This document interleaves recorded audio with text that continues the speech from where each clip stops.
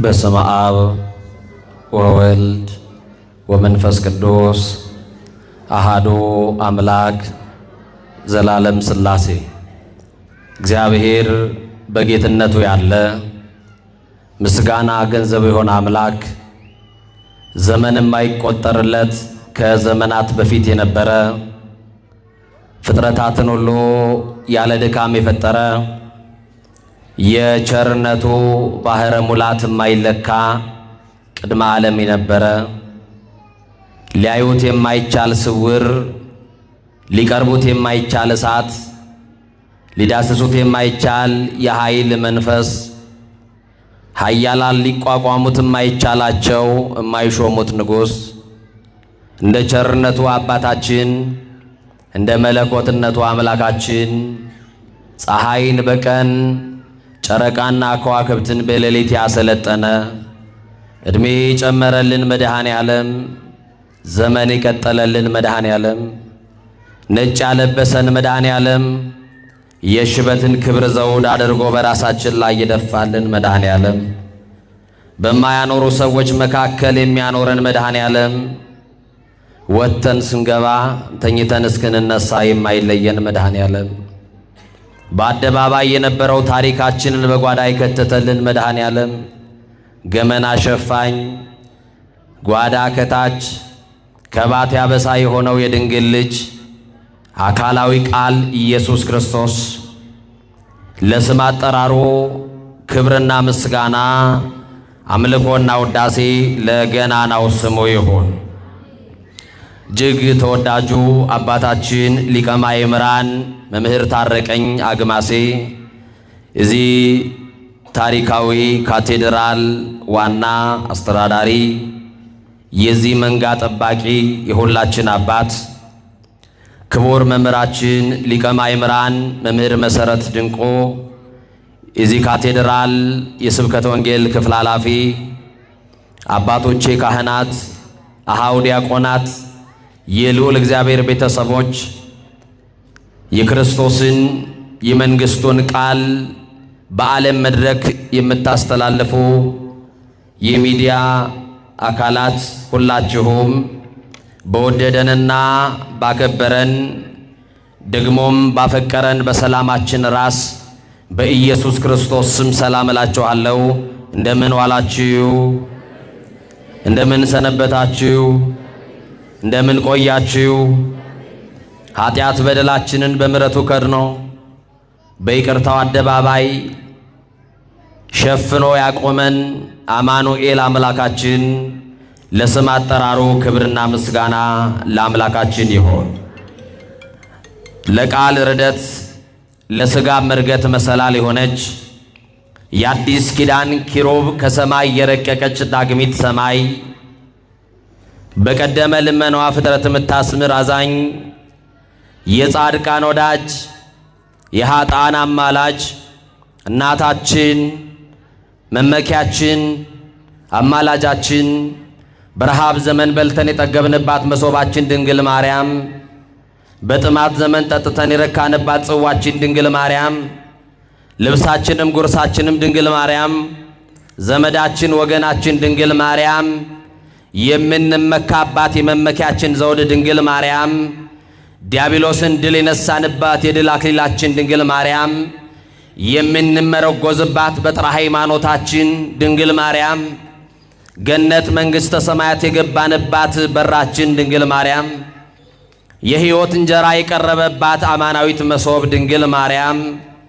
ከፍ ከፍ ያልንባት መታያችን ድንግል ማርያም ከሞት ወደ ሕይወት የተሸጋገርንባት ድልድያችን ድንግል ማርያም ከኃጢአት ስጥመት የዳንባት መርከባችን ድንግል ማርያም በመላእክት በደቂቀ አዳም በልዑላኑ በትሑታኑ በሰማይና በምድር ንግሥት ውድስት የሆነች ድንግል ማርያም መርገመ ሥጋ መርገመ ነፍስ የሌለባት ድንግል ማርያም በረከተ ሥጋ በረከተ ነፍስ እያማለደች የምታሰጥ ድንግል ማርያም ሥላሴ ክብር የክብር ክብር ያጎናጸፏት ድንግል ማርያም የሕይወት መሰላል ከመንጸፈ ደይን ወደ ገነት ከሐሳር ወደ ክብር ከጨለማ ወደ ብርሃን የወጣንባት እናታችን አዛኝቷ የመድኃኔ ዓለም እናት የኔና ያንቺ እናት ድንግል ማርያም የጭንቅ አማላጅ እንባችንን ያበሰችልን በጭንቅ ቀናችን ያረጋጋችን ወላዲተ አምላክ ክብሯ ከፍ ያለ ነው፣ የገነነ ነው። አመስግኗት። እጃችሁ እንኳን ለማርያም እንዴት እንደሳሳ ባላቅም በጣም ሳስቷል። የምትወዷት በቀራንዮ አደባባይ እንደ ብራና ተወጥሮ የሞትን ማሰሪያ የቆረጠልን የሞትን መውጊያ የቆረጠልን በከበረ ደሙ ፈሳሽነት የተቤዠን ከዘላለም ሞት ያስመለጠን አማኑኤል አምላካችን ለመድኃኔ ዓለም ክብር ይሁንለት። ከፍ አድርጋችሁ አመስግኑ። ማን የከበረ ይሆን? ማን ያውቃል? ወገኖቼ ዛሬ በዚህ ጉባኤ መድኃኔ ዓለምን የማንን ጥያቄ እንደሚመልስ ማን ያውቃል? መድኃኔ ዓለም ዛሬ ጥያቄያችሁን ዛሬ መልስ ሊመልስላችሁ በጓደኛ ተጠርታችሁ የመጣችሁ ትኖራላችሁ። ድንገት እግረ መንገዳችሁን የገባችሁ ተሳልሜ እመለሳለሁ ብላችሁ ድንገት የተቀመጣችሁ ትኖራላችሁ። የዘመናት ጥያቄን የሚመልሰው እግዚአብሔር የተዘበራረቁትን የኑሯችን ጉዳይ የሚሰበስብልን እግዚአብሔር እንደ ሰው የነገርነውን አይደለም፣ ዝምታን የሚሰማው እግዚአብሔር በዝምታችሁ ውስጥ ያለውን ጩኸት መድኃኔዓለም ይስማ። ለሰው ያልነገራችሁትን ለሰው ያላማከራችሁትን በር ዘግታችሁ የምታለቅሱበትን ማንም የማያውቅልን ጉዳይ መድኃኔዓለም ያውቃል። ለብቻችን የምንጨናነቅበትን ጉዳይ ጣራ እየቆጠርን የምናድርበትን ጉዳይ አማኑኤልና እኛ እንተዋወቃለን። እንዴት አይነት የመከራ ሌሊት እንደምናሳልፍ እንዴት አይነት የኑሮ መንገሽገሽ ውስጥ ኑሮ እንዳንገሸገሸን ወጥቶ መግባቱ እንደሰለችን እንዴት አይነት አጣብቅኝ ሕይወት ውስጥ እንዳለን ሰው ያውቅልንም። ማን ግን ያውቃል? ስልጣን የማይፈታውን የሚፈታው መድኃኔዓለም፣ ገንዘብ የማይፈታውን የሚፈታው መድኃኔዓለም፣ ቤተ ዘመድ ተሰብስቦ የማይፈታልንን የሕይወታችንን እንቆቅልሽ የሚፈታ እግዚአብሔር፣ ድብቅ ጸሎታችንን የሚያውቅ እግዚአብሔር፣ እምቅድመ ህሊና ኩሎ ያምር የተባለ እግዚአብሔር፣ ከሐሳብ አስቀድሞ የሚያውቀው እግዚአብሔር ዛሬ ማን ያውቃል የማንን ቋጠሮ እንደሚፈታ? ዛሬ ተረኛው ማን ይሆን? የዘመናት ጥያቄን በቅጽበት የሚመልሰው እግዚአብሔር፣ ለጥያቄያችን መልስ የሆነው አማኑኤል ዛሬ ነገራችንን በሱ አስደግፈን መልስ አልባ የሆነው ጥያቄያችን መልስ አግኝቶ በደስታ ወደ ቤታችን እንድንሄድ መድኃኔዓለም ይርዳል። ሊቃውንት ለአእምሮ ዋዘኞች ለጆሮ እግዚአብሔር ደግሞ ለልብ ይናገራል። ሊቃውንት ለአእምሮ ከነገሩን ዋዘኞችም ለጆሮ ካወሩልን የልብ ወዳጃችን እግዚአብሔር ለልባችን የሚነግረን ይበልጣል። ከአለት በላይ የጠነከረው ልባችንን በፍቅሩ መዶሻ ሰብሮ የሚረባንን የሚጠቅመንን የሚያስተምረን እግዚአብሔር እናንተን አስቀምጦ ከሁላችሁ የማንሰውን እኔን ታናሹን ከፊታችሁ አቆሞ የረቀቀውን አጉልቶ የራቀውን አቅርቦ ምስጢር ገልጦ ጌታ መንፈስ ቅዱስ ሁላችንንም ያስተምረን። የትምህርታችን መነሻ የምናደርገው በአንደኛ ዜና መዋዕል ምዕራፍ 21 ቁጥር 13 ላይ ያለውን መለኮታዊ ሐሳብ በማንሳት ይሆናል። ቃሉ እንዲህ ይላል፣ ምሕረቱ ብዙ ነውና በእግዚአብሔር እጅ ላይ ልውደቅ ይላል። እስቲ ከኔ ጋር በሉ፣ ምሕረቱ ብዙ ነውና በሉ። በጣም ብዙ ሕዝብ ነው ያለውና እንደው አስቸገረን እንዳትሉ በማርያም እህቶች፣ እስቲ እናንተ እስቲ በሉ ቀደሙና፣ ወንዶች ዝም በሉ። ምሕረቱ ብዙ ነውና። አያችሁ እንደ ንብ ነው ድምጻቸው፣ እንዳትበለጡ ኋላ እናንተ ስሙ በደንብ። ምሕረቱ ብዙ ነውና በሉ እስቲ። በእግዚአብሔር እጅ ላይ ልውደቅ። ምኑ ብዙ ነውና? እሺ ወንድሞቼ ቀጥሉ። ምሕረቱ ብዙ ነውና። ኧረ እነሱ አስተበለጠ መሰለኝ። አዳላህ እንዳትሉኝ። ምሕረቱ ብዙ ነውና በእግዚአብሔር እጅ ላይ ልውደቅ። ምኑ ብዙ ነውና? ከወደቅን በማን እጅ መውደቅ ይሻለናል? ውድቀታችሁን በሚፈልጉ ሰዎች እጅ ላይ አማኑኤል አይጣላችሁ።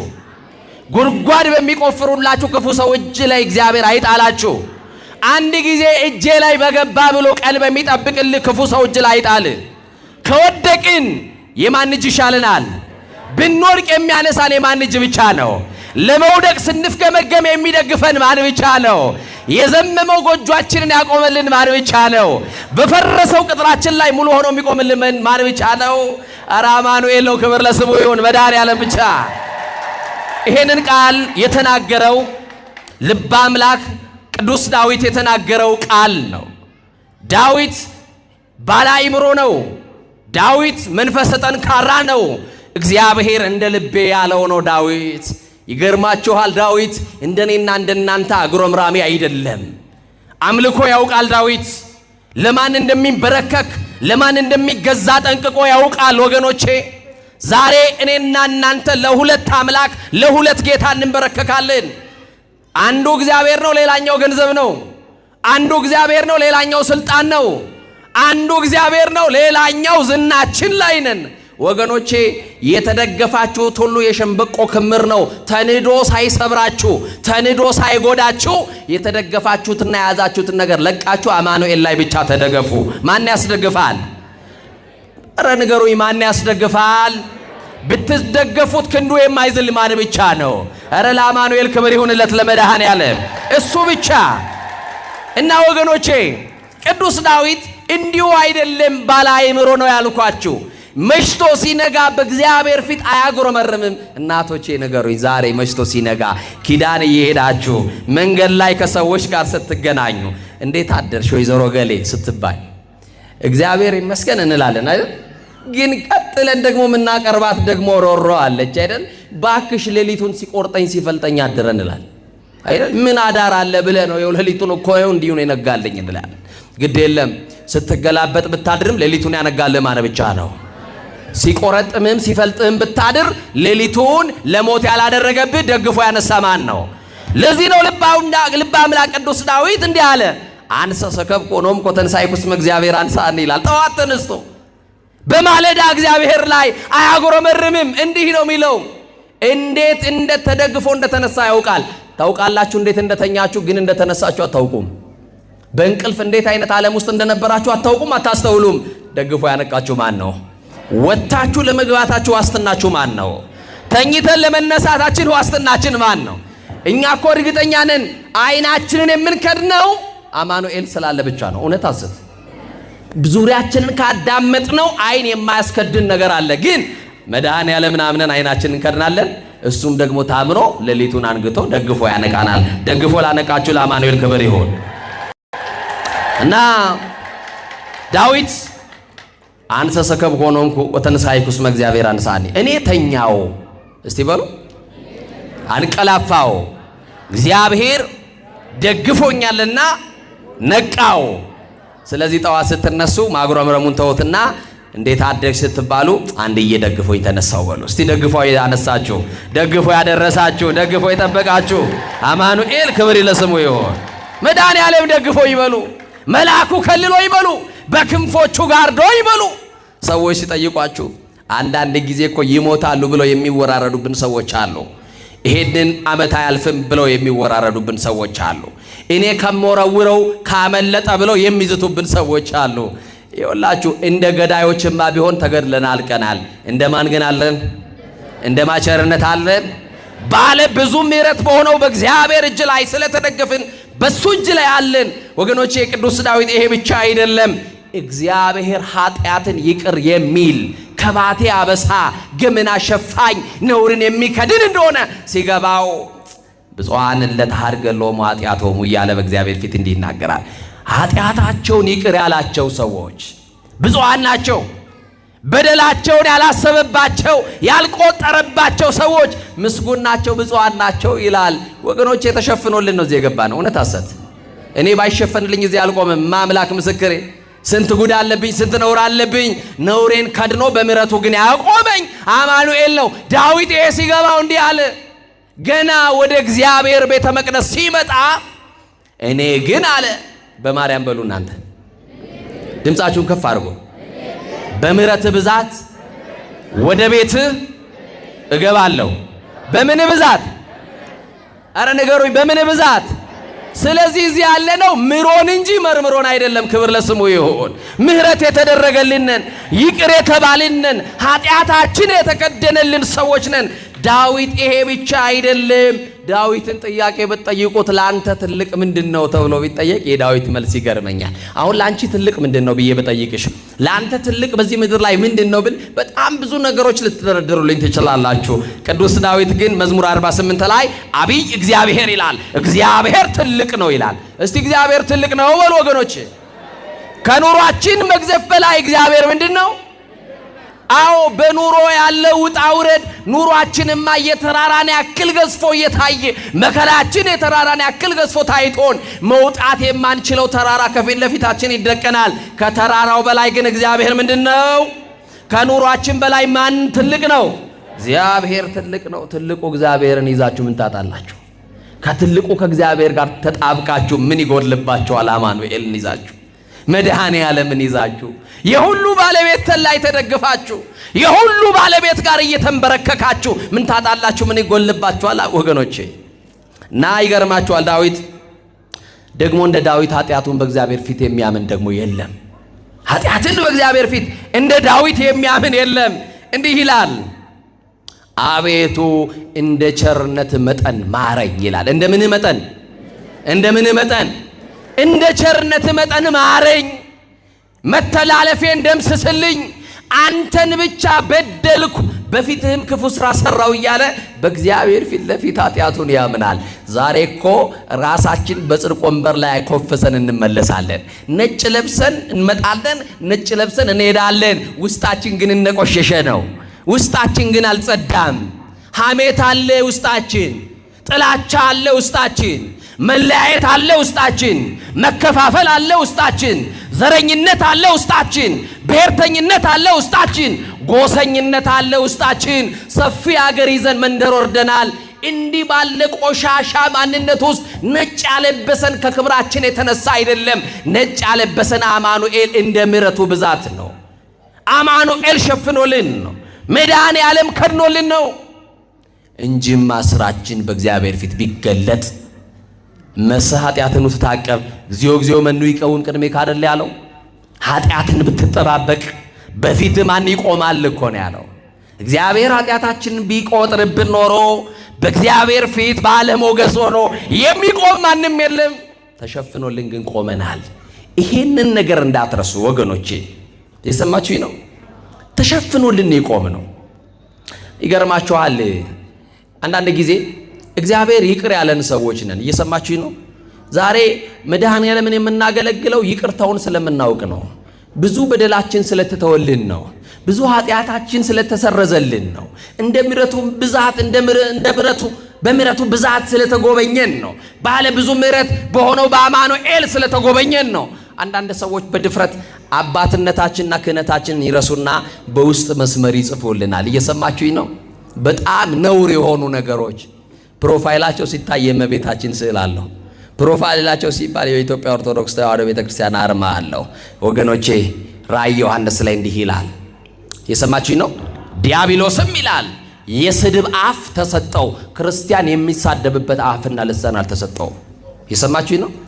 እንደው ጊዜው እስቲ ቢሰጠን እንደው የሰው ኃጢአት ለመቁጠር በቂ ነው። ያውን ያለን ቀሪ ሂሳብ ቀሪ እድሜያችን የሰው የምናወራበት ይሆን? ስለ ራሳችን ኃጢአት የምናለቅስበት ነው ወገኖች። ግድ የላችሁ።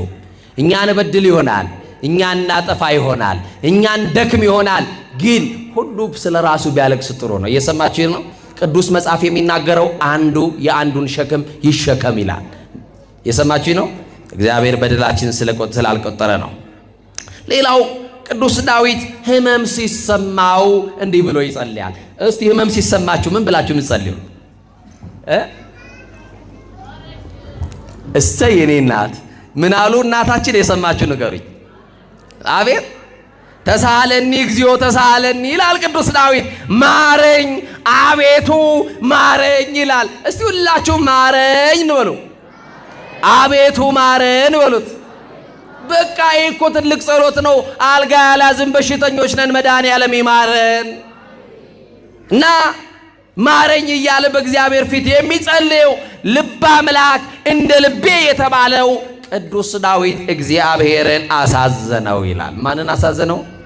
ወገኖቼ ወዳጃችሁን ስታሳዝኑ፣ ወንድማችሁን ስታሳዝኑ ምናልባት አባቶቻችሁን ይዛችሁ ወንድሜን በድያለሁ፣ አሳዝኛለሁ፣ ይቅር ባብሉኝ፣ አስታርቁኝ፣ ሸምግሉኝ ትሉ ይሆናል። ከመድኃኔዓለም ብትጣሉ ግን ወዴት ነው የምትሄዱት? መሄጃ አለን? ዳዊት ኃጢአት ሠራ፣ እግዚአብሔርን አሳዘነው። ምንድነው ዳዊት የሠራው ኃጢአት ካላችሁ በተነሳንበት የትምህርት ክፍል አንደኛ ዜና መዋዕል ምዕራፍ 21 ቁጥር 1 ጀምረን እናነባለን። እንዲህ ብሎ ይጀምራል።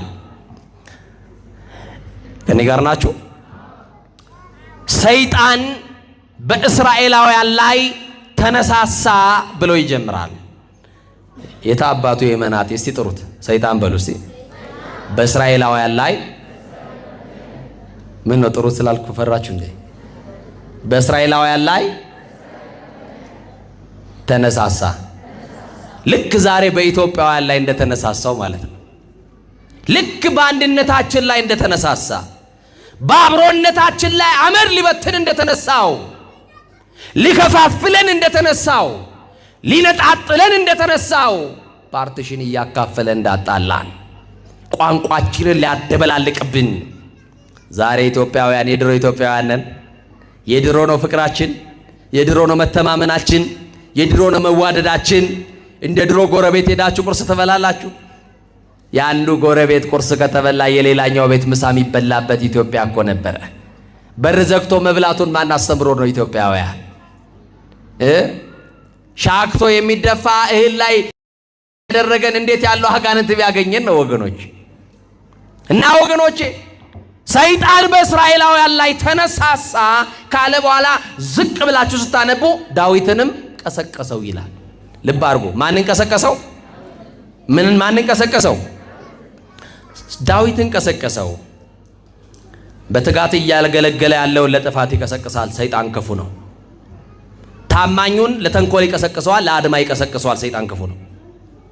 ጻድቁን ለዝሙት ይቀሰቅሰዋል። ሰይጣን ክፉ ነው። አሁን በዚህ መድረክ ላይ ስለ ሰይጣን እውቅና እየሰጠዋችሁ እንዳልሆነ ትረዱኛላችሁ። ሰማችሁኝ አይደል? አሁን ሰይጣን ሲባል የት አባቱ እኔ የገሌ ልጅ ብላችሁ ነው የምትፎክሩት አይደል? ሰይጣን ሲባል እኔ የማርያም ልጅ፣ እኔ የገልዬ ልጅ፣ በቃ በባዶ ፉከራ። ደርግ ትቶት በሄደው በአብዮቱ ዘመን ፉከራ ሰይጣን አይገለበጥም። ሰይጣን የሚገለበጠው፣ ሰይጣን የሚሸነፈው በአምልኮ በመድኃኔዓለም ፊት ለፊት ስንንበረከክ ነው። ለማ ስንንበረከክ? ለማ ስንንበረከክ? ለሥላሴ ስንንበረከክ። አያችሁ፣ እንደ ተጻፈው እንደ እግዚአብሔር ቃል መኖር ያልቻለ ሰው ታዲያ ሰይጣን ላይ ምን ፉከራ ቢያወጣበት? በቴሌቪዥን መስኮቶች እያየን ዛሬ ውጉት እየተባለ ወጋ ነው እንደሚባል የሚወጋ ነገር የለም። እየሰማ ነው አይደል? አዎ። ዳዊት ብርቱ ነው። ዳዊት እግዚአብሔር የወደደው እንደ ልብ የተባለ ሰው ነው። የሰይጣን ዓላማ ምንድነው ካላችሁ፣ ዳዊትን የቀሰቀሰው ለምንድነው ካላችሁ፣ ከእግዚአብሔር ጋር ሊያጣላው። የሰማችሁ ነው አይደል? ሊያጣላው። የወንድሞች ከሳሽ የተባለው አቧላ ሐሰት የተባለው ሰይጣን፣ ምንም እውነት የሌለበት የሐሰት አባት ሰይጣን ዳዊትን ቀሰቀሰው። ለርኩሰት ይቀሰቅሳል፣ ለዝሙት ይቀሰቅሳል፣ ሰው ለመግደል ይቀሰቅሳል፣ ለሐሜት ይቀሰቅሳል፣ ለጥፋት ይቀሰቅሳል፣ ለስርቆት ይቀሰቅሳል። ብቻ ዳዊትን ቀሰቀሰው። በጆሮው የሆነ ነገር ሹክ አለው። የሰማችሁኝ አይደል? በሉቃስ ወንጌል ምዕራፍ 19 ላይ በጣም የሚገርመኝ ቃል አለ። የክብር ባለቤት ለስም አጠራሩ ክብር ምስጋና ይግባውና አምላካችን መድኃኒታችን ኢየሱስ ክርስቶስ ደቀ መዛሙርቱ ተኝተው ያለ ቀሰቀሳቸውና እንዲህ አላቸው። ከኔ ጋር ናችሁ? ሰይጣን እንደ ስንዴ ሊያበጥራችሁ ለመነኝ አላቸው። ማን? ፈራችሁ አይደል? አይዟችሁ። የመድኃኔዓለም ደግሞ ምን ይፈራል? እስቲ ሰይጣን በሉ። እንደ ስንዴ ሊያበጥራችሁ ለመነኝ፣ እኔ ግን በሉ እምነታችሁ እንዳይጠፋ ከለከልኩላችሁ። አሁንም አበጣሪውን መንፈስ ይከልክልልን። የዝሙቱ ሰፌር ላይ እንዳያበጥረን ይከልክልልን። የክፋቱ ሰፌር ላይ እንዳያበጥረን ይከልክልልን። የአድማ ሰፌር ላይ እንዳያበጥረን ይከልክልልን። የተንኮል ሰፌር ላይ እንዳያበጥረን አበጣሪውን መንፈስ ይከልክልልና። ስንዴ እንዴት እንደሚበጠር እናቶቼ ታውቃላችሁ አይደለ? እንዴት የታደረሳችሁ እንደምትመልሱት መከራውን አሳይታችሁ እንደምትመልሱት ሰፌድ ላይ ታውቁታላችሁ። ይኸው ሰይጣን ዛሬ እንደ ስንዴ እያበጠረን ነው የዝሙቱ ሰፌድ ላይ። ወጣቶች ንስሐ ግቡ። ሰይጣን የአድማ የምቀኝነት የተንኮል የስም ማጥፋት ሰፌድ ላይ እያበጠረን ነው። አንዳንድ ጊዜ ለእምነታችን የተሟገትን እየመሰለን አባቶችን ሁሉ በድፍረት የምንሳደብ ደፋሮች አድርጎናል ሰይጣን። ለቤተ ክርስቲያን የተቆረቆርን እየመሰለን ግን አይምሰላችሁ፣ ቤተ ክርስቲያንን እያፈረስናት ያለነው እኛው ነን። ለቤተ ክርስቲያን ጠላት እኛ ነን የሆነው። ሰድቦ ለሰባዳቢ እየሰጠን ያለነው ቤተ ክርስቲያን እኛ ነን። ኃጢአት ስንሰራ በደል ሲንሰራ ወደ ካህናት ጋር እንሄዳለን ራሳችን ልናሳይ። ለአንድ አባት ንስሐ ነግራችሁት ያ አባት እስኪሞት ድረስ በልቡ ይዞ በልቡ መቃብርነት ኃጢአታችሁን በሆዱ መቃብርነት ቀብሮ ይሞታል። የሰማችሁ ነው አይደል? አንድ ቀን የሆነ ነገር ቢገኝብን ግን አይ እንዴት እንደምታረጉን በአደባባይ እንዴት እንደምትሰቅሉን። እግዚአብሔር አይቶ ማለፍን ያድለን፣ ሰምቶ ማለፍን ያድለን፣ ሰምቶ መቻለን ያድለን። ወገኖቼ ትዕግስተኞች ያድርገን እና ዳዊትን ቀሰቀሰው። አሁን በዚህ ውስጥ የስንት ዓመት የጸሎት ልምድ እንዳላችሁ ጥያቄ ጠይቃቸዋለሁ። መልሱን መልሱ ራሳቸው። ንስሐ ከገባሽ ስንት ዓመት ሆነሽ? መቁረብ ከጀመርክ ስንት ዓመት ሆነክ? ቤተ መቅደስ ገብተ ማስቀደስ ከጀመርክ ስንት ዓመት ሆነ? ሰዓታት መቆም ከጀመርክ፣ ማይሌት መቆም ከጀመርሽ፣ ኪዳን እያስቀደሽ የኪዳኑን ጸሎት ከተካፈልሽ ስንት ዓመት ሆነሽ? ጫማ ወልቆም ቤተ መቅደስ ከገባ ስንት ዓመት ሆነ? ሰይጣን የ7500 ምናምን ዓመት የውጊያ የተንኮል የክፋት ልምድ አለው። አሁን ማወራላችሁ እንደ ተራ የምታዩትን ይሰማችሁኝ ነው። የስንት ዓመት ከቆጠራችሁት አዳምና ሔዋንን ካሳሳተበት የ7500 ዓመት የውጊያ የበረቱትን እንዴት አድርጎ እንደጣለን እናውቃለን። ታማኞቹን እንዴት አድርጎ እንደጣለን እናውቃለን። ደግሜ የምነግራችሁ ዕውቅና ለመስጠት አይደለም። አንቺ የ2 ዓመት እንደው የጸሎት ልምድ አለሽ ወይ ነው ሰይጣን ላይ። አንተ ትጋሃ ሌሊት አለ ወይ? ሌሊት ተነስተ መጸለይ ጀምረሃል ወይ? ውዳሴ ማርያሙን ገልጣችሁ የዕለት ውዳሴ ማርያም እናደርሳለን ወይ? በእግዚአብሔር ፊት ለፊት ኃጢአታችንን እያሰብን ነገረ መስቀሉን እያሰብን እናለቅሳለን ወይ? አያችሁ ክስረታችን ወገኖቼ። ጠላት ዲያብሎስ እንቅልፍ የሌለው የ7500 ዓመት የተንኮልና የውጊያ ልምድ አለው። እኔና እናንተ ግን የ1 ዓመት እንኳን የጸሎት ልምድ የለንም። ሰኞ የጀመረውን ውዳሴ ማርያም ማክሰኞ ላይ ቢዚ ነን ብለን እንከርነዋለን። ሮብ ላይ እንደዛ እንለዋለን። የሆነ ቀን ትዝ ሲለ ወይ ህመም ሲሰማን እንገልጠዋለን። አያችሁ ጠላታችን ዲያብሎስ ግን ቀንና ሌሊት እኛና እናንተን ከእግዚአብሔር ጋር ሊለያይ ይሰራል። ስለዚህ ነቅተን የምንጸልይበት ጊዜ ነው። እግዚአብሔር የሚያነቃቃው መንፈስ ለሁላችን ያደርገን። ስለዚህ ባጭሩ የጸሎት ልምድ ከሌለን፣ የስግደት ልምድ ከሌለን፣ የምጽዋት ልምድ ከሌለን፣ በቅድስና ማንመላለስ ከሆነ ስመ ክርስትና እንጂ ሕይወተ ክርስትና የለንም ማለት ነው። ገብረ ማርያም እህተ ማርያም ተብለነዋል፣ ስሙን ይዘነዋል። ሕይወተ ክርስትና ግን የለንም። አያችሁ ክርስትና በየበዓላት ጊዜ ለብሰን ኋላ ሳጥን የምንቆልፍበት የክት ልብስ አይደለም። ሁል ጊዜ የምናጌጥበት የሕይወት ልብስ ነው። ክርስትና ከዳኑ በኋላ የሚሞቱት ሞት አይደለም፣ ከሞት በኋላ የሚኖሩት ሕይወት ነው። ዳዊትን እንዲያርጎ ቀሰቀሰው። ይሄ ሕዝብ እኮ ያንተ ነው ብሎ ነገረው። ወገኖቼ እናንተ የማን ናችሁ? እናንተ የማን ናችሁ? በእጁ ያበጃጀን ማን ነው? እኛ የማን የእጁ ስራዎች ነን? እኛ የእግዚአብሔር ሸክላዎች ከሆንን በእኔና በእናንተ ሰውነት የሚያዝ መድኃኔዓለም ብቻ ነው። እውነት አስብ፣ እውነት አስብ። ሰይጣን ክፋቱን አያችሁ። ያንተ እኮ ህዝብ ነው አለውና ቁጠረው። ስንት ህዝብ እንደምትመራ ስንት ህዝብ እንደምታስተዳድር ማወቅ አለብህ ብሎ ስታቲስቲክስ ታውቃላችሁ አይደል? የመጀመሪያውን ቆጠራ ሰይጣን ነገረው። ዳዊት ተነሳና ከዳን እስከ ቤርሳቤ ያለ ህዝብ ይቆጠርልኝ አለ።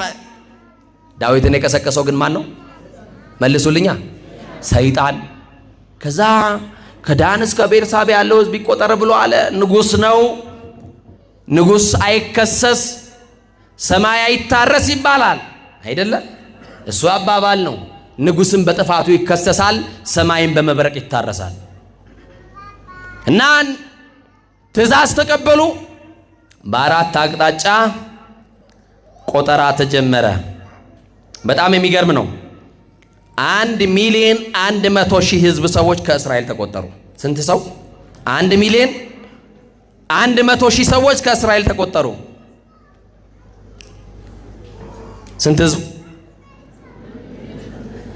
ከይሁዳ ደግሞ 470,000 ሰዎች ተቆጠሩ። ከየት? ከይሁዳ እና የይሁዳንና የሌዊና የብንያም ነገር ሳይቆጠሩ ቁጥሩ ይሄ ነው ብለው ለዳዊት ሄዱና አስታወቁት። ከዛ ዳዊት ንጉሥ ነው። ስንት ደንገጡር እንዳለው፣ ስንት ወንድ፣ ስንት ሴት፣ ስንት ሕፃን በሀገሩ እንዳለው ቁጥሩን ያውቃል። ይህንን ያክል ህዝብ እኮ ሰፍሬ የማበላ የማጠጣ ነኝ ሊል ነው። ቅዱስ ወንጌል ደግሞ እንደዚህ ይላል፣ የናንተስ የራሳችሁ ጸጉር ሳይቀር ተቆጥሯል ይላል። የሰማችሁ ይናል። ንጉሥ ዳዊት በቁጥር በአሃዝ 1 2 3 ብሎ ነው ያስቆጠራቸው። የፈጠረን እግዚአብሔር ደግሞ የራሳችንን ጸጉር ሳይቀር ምን ብሎታል? ቆጥሮታል። እና በዚህ የተነሳ በዛ የነበረ አስተዋይ ሰው በቤተ መንግስት ውስጥ ነበረና ያደረገው ትክክል እንዳልሆነ ዳዊት እንዳጠፋ መቁጠር እንዳልነበረበት እንዲህ አለውና ንጉሥ ዳዊት ቁጥሩን ነግረናል፣ ግን ልክ አይደለም፣ መቁጠር አልነበረብህም። ይሄ ህዝብ እኮ የእግዚአብሔር እንጂ ያንተ አይደለም አለው። የማን ነው አለው? ይሄ ህዝብ የማን ነው አለው? የእግዚአብሔር ነው። ሰሪ አለው፣ ፈጣሪ አለው፣ ባለቤት አለው። አንተ ምን ቤት ነህ? አንተን የሾመ እኮ እግዚአብሔር ነው አለው። ማን ነው? የሚሾም ማን ነው? የሚሽርስ ማን ነው? የሚያከብር ማን ነው? የሚያዋርድስ ማን ነው? ባለጠጋ የሚያረግ ማን ነው? ድሃስ የሚያረግ ማን ነው? የሚያወጣ የሚያወርድ የሚያስገባ የሚያስወጣ ማን ነው? የሚገድል የሚያድን ማን ብቻ ነው? እግዚአብሔር ነው። ስለዚህ ልክ አይደለም ሲለው ዳዊት ወደ ልቡ ተመለሰ። ወደ ልባችን እንድንመለስ እግዚአብሔር መንፈስ ቅዱስ ይርዳን። እግዚአብሔርን አሳዝኘዋለሁ፣ እጅግ ተጨንቄያለሁ አለ። እስቲ በሉ እጅግ ተጨንቄያለሁ በሉ። የምንጨነቅበት ጭንቀት ይለያያል እንጂ ዛሬ በህይወታችን ውስጥ ጭንቀቶች አሉ። የማይጨነቅ ሰው የለም። ትምህርት የተማረው ስራ በማጣት ይጨነቃል። ትምህርት ደግሞ ያልጨረሰው ደግሞ ነገ ስለማለፍ ስላለማለፍ ከዩኒቨርሲቲ ግራጁዌት ስለማድረግ ኤግዚስት ኤግዛም የሚባል ፈተና ያስጨንቃችኋል አይደል? ተማሪዎች ገና ዩኒቨርሲቲ እያላችሁ ተመርቄ እወጣለሁ ወይ? ይሄ ሁሉ ራሱ ጭንቀት ነው። ተማሪው ይጨነቃል፣ አስተማሪው ይጨነቃል፣ ወላጅ ይጨነቃል፣ ልጆች ይጨነቃሉ። የምንጨነቅበት ጭንቀት ይለያያል እንጂ በእያንዳንዳችን ቤት ጭንቀት አለ። አያችሁ? የዳዊት ጭንቀት ደግሞ እግዚአብሔርን በመበደሉ ነው። ብዙዎቻችን ስለ ኑሯችን ነው የምንጨነቀው። ብዙዎቻችን ስለ ጤፍ፣ ስለ ሽሮ፣ ስለ በርበሬ ነው የምንጨነቀው። ኃጢአት በመስራታችን የምንጨነቅ ጥቂቶች ነን። በደል በመስራታችን ከእግዚአብሔር ጋር ያለን ግንኙነት በመቋረጡ የምንጨነቅ ጥቂት ነን። አያችሁ? የዳዊት ጭንቀት እግዚአብሔርን በድየዋለሁ ብሎ እጅግ ተጨንቄያለሁ አለ። እግዚአብሔር ደግሞ እንዲህ ያደረገ፣ ጋድ የተባለ ነቢይ አስነሳና ወደ ዳዊት ላከ ይላል።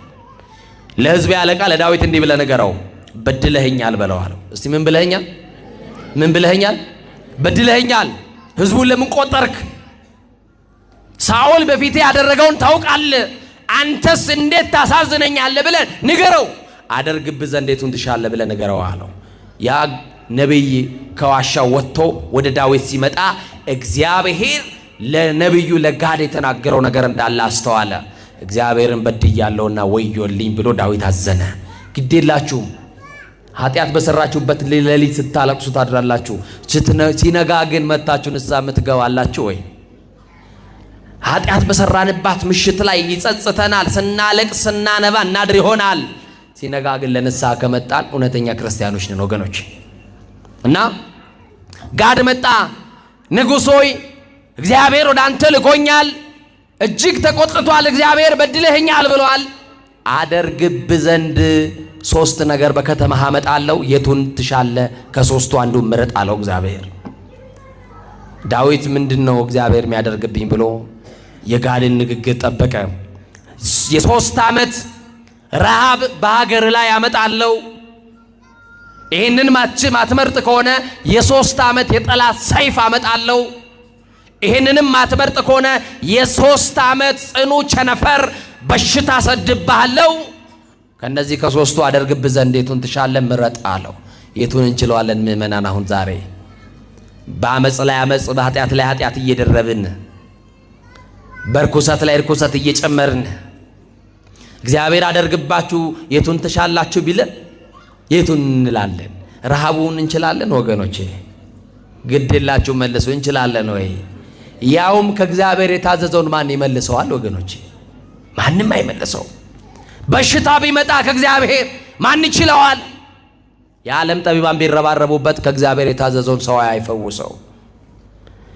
ቸነፈር ታዘዘ፣ ጦርነት ታዘዘ፣ የጠላት ሰይፍ፣ ጽኑ የሆነ የጠላት ሰይፍ አለ። ዳዊት 3ቱንም አልመረጠም። እንዲህ ብሎ አለ፣ እግዚአብሔር መሐሪ እንደሆነ ያውቃል። ወመኑ መሐሪ ዘከማከ የተባለ እንዳንተ ያለ መሐሪ ማን ነው የተባለው? እግዚአብሔር ባለ ብዙ ምሕረት እንደሆነ ያውቃል። እስቲ ባለ ብዙ ምሕረት ነው በሉ መድኃኔዓለምን።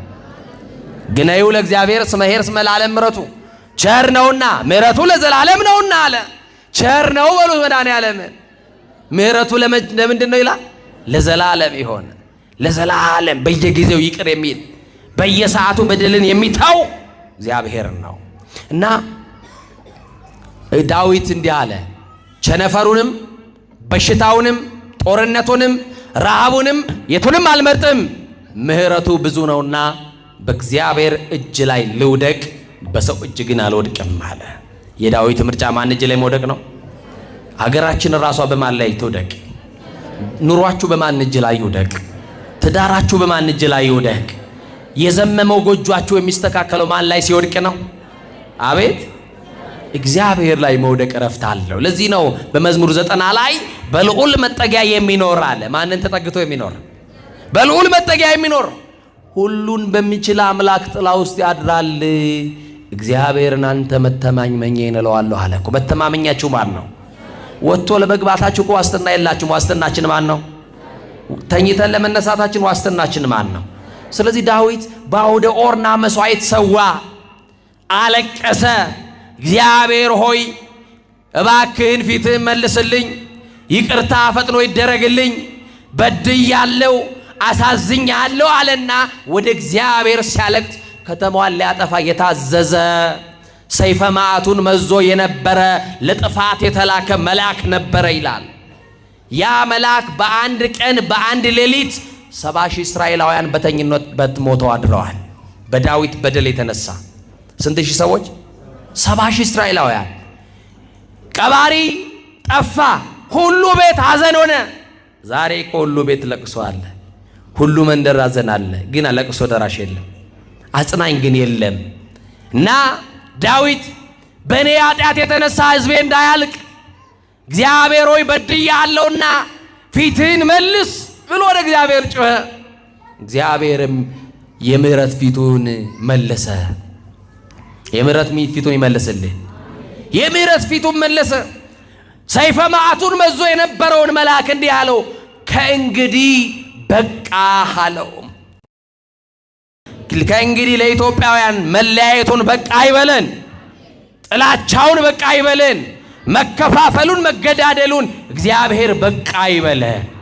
ከእንግዲህ በቃ ሰይፌን ወደ ሰገባው መልሰው፣ ለዳዊት ምሕረት አድርጌለታለሁ ባለ ብዙ ምሕረት መሆኔን አምኖ። በነገራችን ላይ አንድ አባት እንዲህ ብሎ ይጽፋሉ፣ የሰው ልጅ የእግዚአብሔር የምሕረቱ ጥገኛ ነው ይላሉ። እስቲ የምሕረቱ ጥገኞች ነን በሉ። አሁን የተጠጋ ነው ምኑን ነው? ምሕረቱን ነው።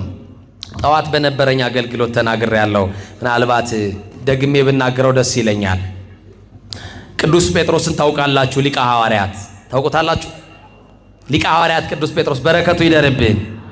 ያ የመንግሥተ ሰማያት መክፈቻ የተሰጠው ቅዱስ ጴጥሮስ እና ቅዱስ ጴጥሮስ እንዲህ ለኢየሱስ ክርስቶስ አንድ ቀን በጣም ችኩል ስለነበረ ጥያቄ ጠየቀው። ቅዱስ ጴጥሮስ ጌታ ሆይ ንጉሥ እንደሆንክ አውቃለሁ። አማኑኤል ንጉሥ ነው አይደለም? መድኃኔዓለም ንጉሥ ነው አይደለም? ኢየሱስ ንጉሥ ነው አይደለም? ክርስቶስ ንጉሥ ነው አይደለም? ነው። በጣም የሚገርማችሁ ቅዱስ ዳዊት እግዚአብሔር ንጉሡቱም ቅድመ ዓለም እግዚአብሔር አስቀድሞ ከዓለም አስቀድሞ ንጉሥ ነው ብሎ ይናገርለታል። ንጉሥ ነው። በእጅ ብልጫ ያልተሾመ ንጉሥ፣ በጭብጨባ ያልተሾመ ንጉሥ፣ ሰማይና ምድር ሳይዘረጋ የነበረ ንጉሥ፣ ይሄን የሚታየውና የማይታየውን ዓለም አሳልፎ በንግስና ማማ ለብቻው የሚቀመጥ ንጉሥ አማኑኤል ነው፣ መድኃኔዓለም ነው። እና አማኑኤል የኔ ጌታ ንጉሥ እንደሆን ካውቃለሁ።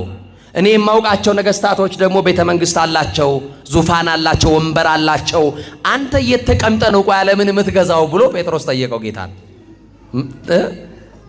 የጴጥሮስ ጥያቄ ትክክል ነው። ጠየቀው በቃ ጌታን።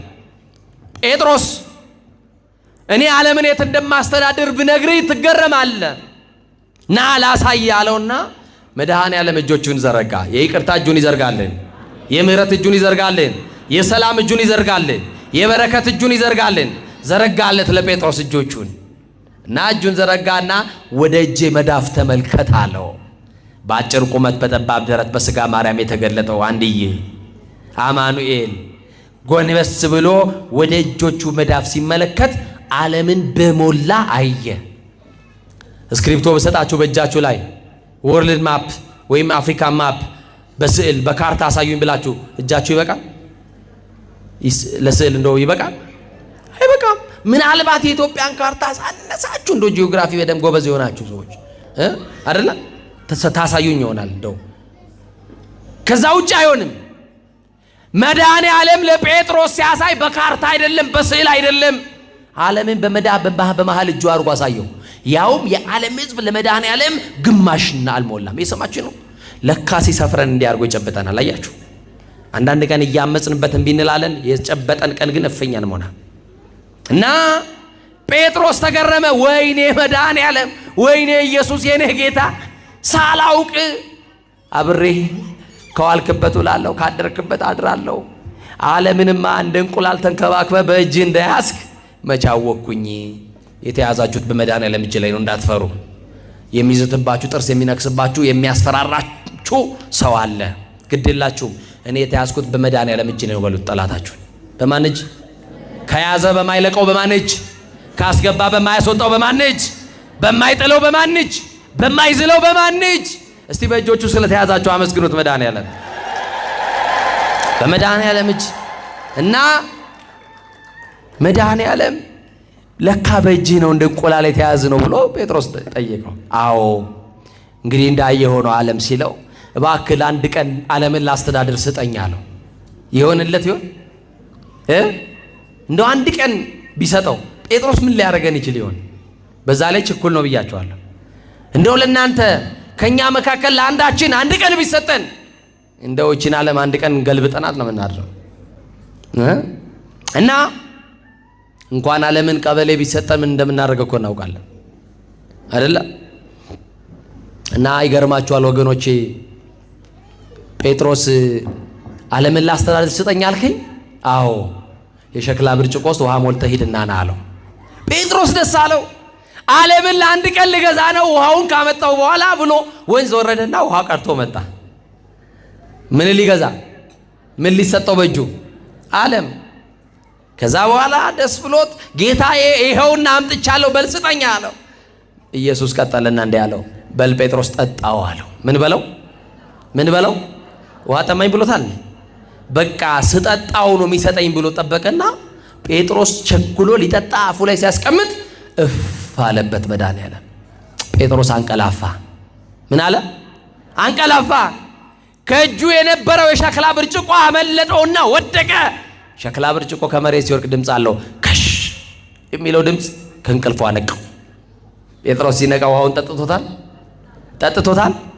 አየህ ጴጥሮስ አለው፣ እኔ ዓለምን የማስተዳድረው ስለማላንቀላፋ ነው። ላንተም አንድ ቀን ብሰጥ በእንቅልፍ ገልብጣ አታድር ነበረ አለው። ያልጠፋ ነው ከምሕረቱ የተነሳ ነው ብላችሁ አመስግኖት። ምሕረቱ ብዙ ነውና በእግዚአብሔር እጅ ላይ ምን ልበል? ምን ልበል? ልውደቅ። ስለዚህ ከወደቅን በማን እጅ ላይ እንውደቅ? ነገሮቻችሁን ሁሉ የምትጨነቁበትን፣ የምትተክዙበትን፣ ለብቻችሁ የምትቆዝሙበትን ጉዳያችሁን ሁሉ ለመድኃኔዓለም ስጡ። እሱ ችግራችሁን ያቀላል፣ ትከሻችሁ ላይ ያለውን ቀንበር ሊያነሳላችሁ የታመነ ነው።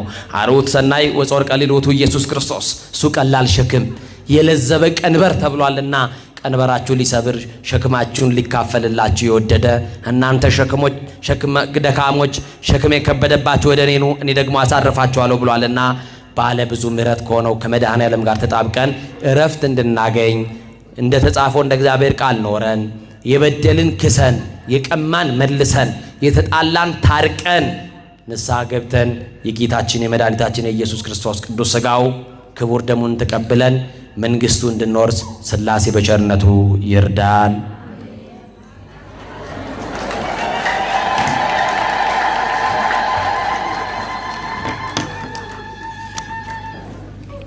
ለክቡር አባታችን ለመላከ ኤዶም ቆሞስ አባ ሕርያቆስ ቃለ ሕይወት ያሰማልን። በሉ እስቲ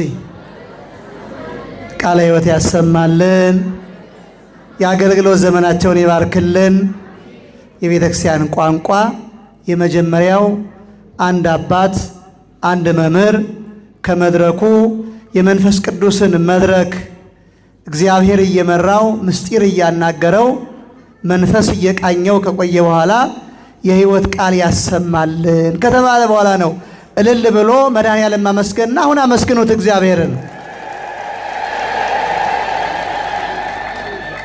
ሁላችንም ተረጋግተን ፕሮግራሙን አጠር አድርገን የመጨረሻ ዘምረን እግዚአብሔርን አመስግነን ክቡር አባታችን በመካከላችን ስላሉ እሳቸው ቃለ ምዕዳን ሰጥተው ባርከውን ነው መሄድ ያለብንና እንደው ትምህርት ካለቀ በኋላ ጨርሻለሁ ብላችሁ የምትወጡ ተረጋግታችሁ ብትቆዩ ነው የሚሆነው። የመጀመሪያው መልእክት ፈለገ ብርሃን ሰንበት ትምህርት ቤታችን መስከረም 25 ቀን ባለፈው ማለት ነው እሁድ 73 በላይ የሚሆኑ ዕውቀትን በሚገባ መልኩ ከቤተ ክርስቲያኑ አስተዳዳሪ እግር ስር እየተከታተሉ ተባርከው ተንበርከው መንፈስ ቅዱስን ተቀብለው የሄዱ ልጆቻችን አሉና በእድሜ በእውቀት ይጠብቅልን እንላለን።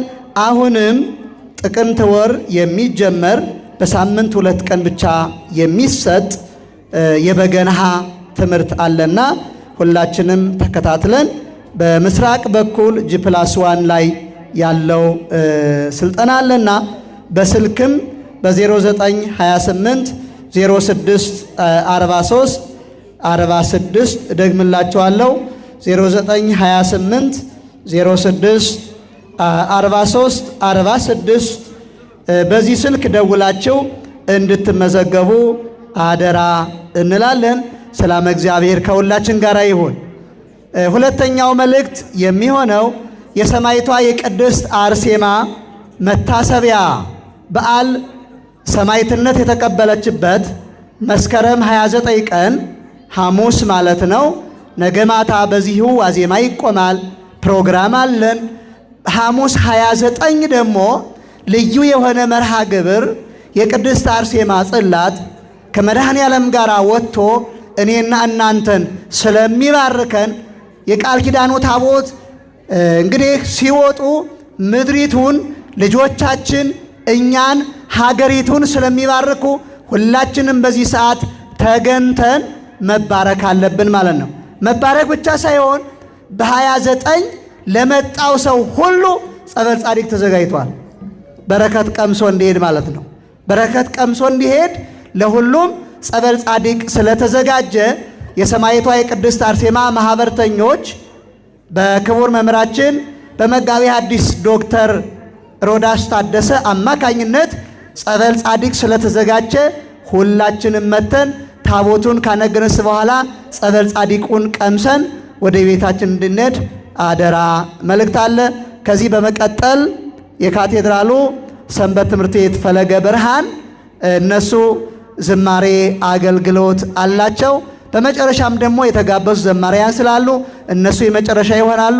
የካቴድራሉ ፈለገ ብርሃን ሰንበት ትምህርት ቤት ዘማሪያን ወጣት ከነሱ ጋር እግዚአብሔር እያገለገል እንቀጥላለን። ሰላም እግዚአብሔር ከሁላችን ጋር ይሁን። ወደ ዘማሪያን ወስዳቸዋለሁ።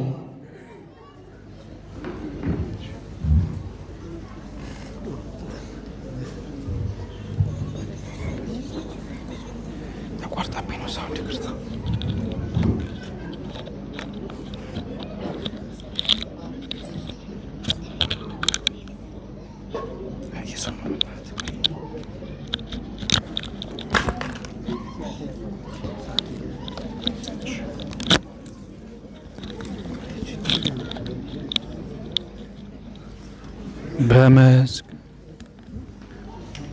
በመስቀሉ ወበቃሉ በመስቀሉ ወበቃሉ አበዮሙ ለአበዊነ አበዮሙ ለአበ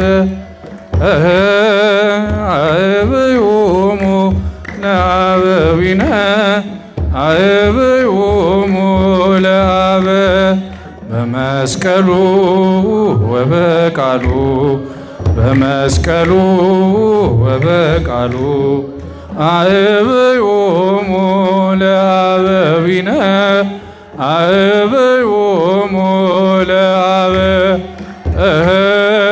አበዮሙ ለአበዊነ አበዮሙ ለአበ በመስቀሉ ወበቃሉ በመስቀሉ ወበቃሉ አበዮሙ ለአበዊነ አበዮሙ ለአበ አበዮሙ ለአበዊነ አበዮሙ ለአበ ደስ ይበለን ደስ ይበለን አምላክ አለ መሃላችን ምን ይከፈል ለዚህ ሥራህ ገናና ነው አምላክ ክብርህ ደስ ይበለን ደስ ይበለን መሃላችን ምን ይከፈል ለዚህ ሥራህ ገናና ነው አምላክ ክብርህ ምሕረቱን አይተናልና አድርሶና